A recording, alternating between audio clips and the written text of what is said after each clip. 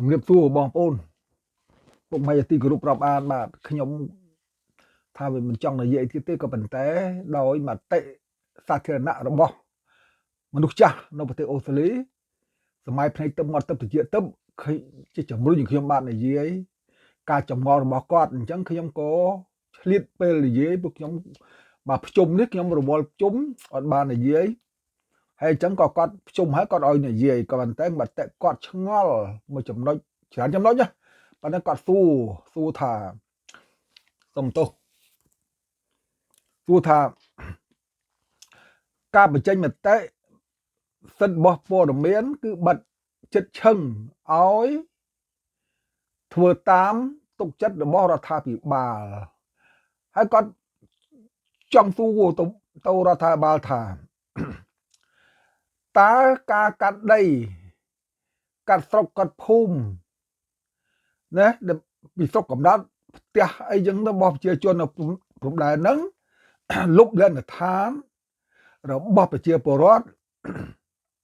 ប៉ុស្តិ៍ពលិអីអស់ហ្នឹងដែលថៃវាគូសផែនទី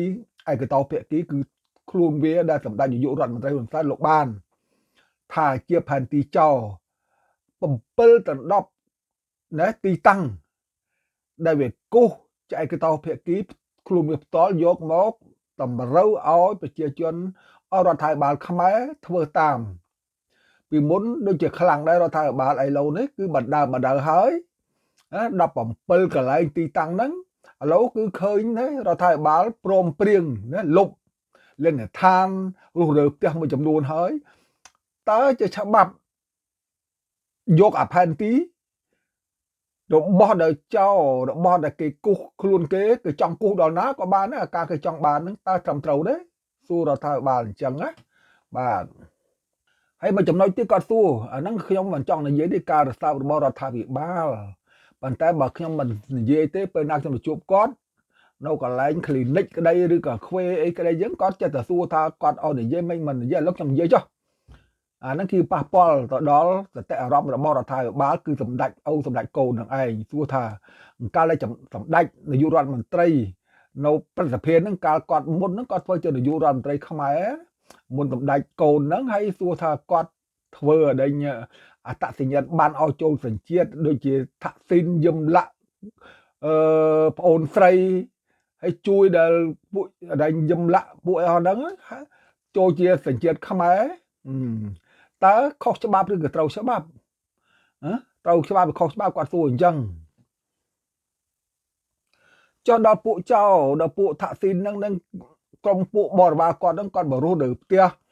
ធ្វើអដែងផែនទីឯកតោភាគីຂະຫນາດ1លើ50,000ហ្នឹងដែលគេຂະຫນາດគេត្រឹមត្រូវរបស់អង្គការសហប្រជាជាតិដែលយើងបង្កល់ទុកຂະຫນາດ1លើ200,000ហ្នឹងមិនព្រមប្រើមកប្រើអដែងຂະຫນາດរបស់ចៅហ្នឹង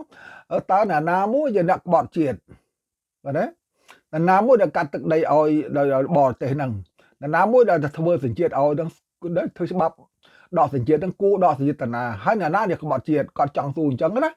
បាទខ្ញុំមិនចង់និយាយវែងឆ្ងាយទេនិយាយវាមិនការប៉ះពាល់ទេប៉ុន្តែបើខ្ញុំមិននិយាយអំពីមតិរបស់មនុស្សចាស់នៅប្រទេសអូស្ត្រាលី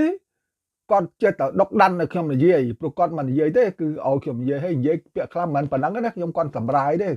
បើតាមតែពាក្យគាត់ជ្រៅណាស់ព្រោះគាត់មនុស្សចាស់មែនក៏មិនតគាត់ពួកកលំបោពួកអ្នកអដែងចំណេះដឹងជ្រៅណាស់គាត់មនុស្សចាស់មែនក៏ប៉ុន្តែគាត់ចាស់ដោយថាចាស់ដងហ្នឹងមែនចាស់ថ្នាក់គឺចាស់ខ្លឹមគាត់តែមានចំណេះដឹងពេញខ្លួនគាត់ឆ្ងល់ថាតើការអត់ធ្មត់របស់រដ្ឋាភិបាលឲ្យគេចូលមកលោកលុយយកដីគ្រាន់តែយកអាដេញវ៉ាឡាលុះមកគាត់យកដីខ្មែរតាមអំពើចិត្តហ្នឹងតើវាយ៉ាងម៉េចដែរ